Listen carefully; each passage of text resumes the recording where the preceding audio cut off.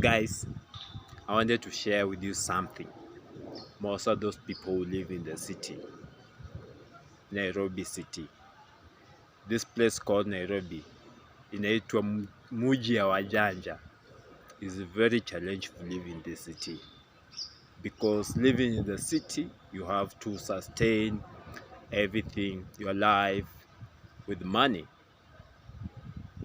Sleeping, eating, the rent you have to pay with money, going to work and coming back from work, you pay fare with money, sustaining the people who depend on you in the house, you have to sustain yourself with the money.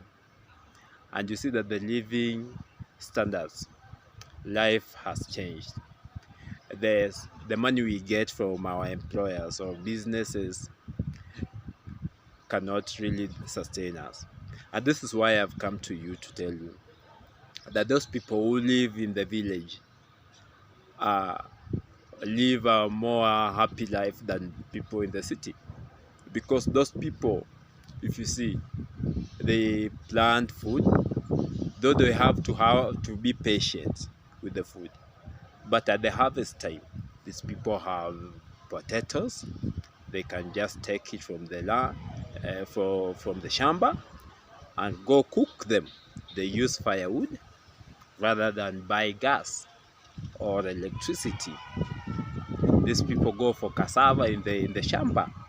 These people go for kunde in the shamba. If they want to get something, maybe even milk, they have cows. So you see, life in the city is more challenging for everything. The food you eat, the food you put on the table, you have to sustain with the money. And so it becomes so challenging. That's why I've come to you to tell you something about the pressure in the city. And when it comes to it, you'll get that we get into loans. People in the village, there are few people with loans, maybe of sickness or what.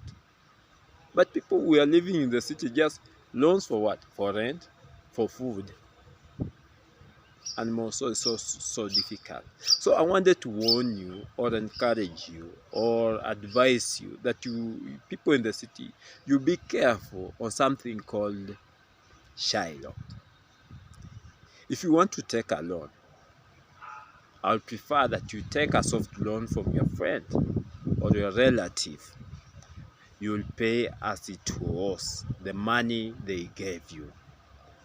If you take 10,000 from your employer, you'll cut the same amount of money at the end of the month. But if you take money from Shylockers, let's say if you take 1,000, he gives you that 1,000 with an interest of 300 shillings. If you have an emergency of 10,000, you'll end up paying an interest of 3,000 on top of that 10,000. If you have an emergency of 15,000, you'll end up paying 4,500. 20,000, end up paying 6,000. Imagine paying 6,000 on an interest to the money you took to sustain your life. This means that money you will have used, the 6,000, if you took 20,000, you will have used it to buy something. So guys, just telling you to be careful with these things.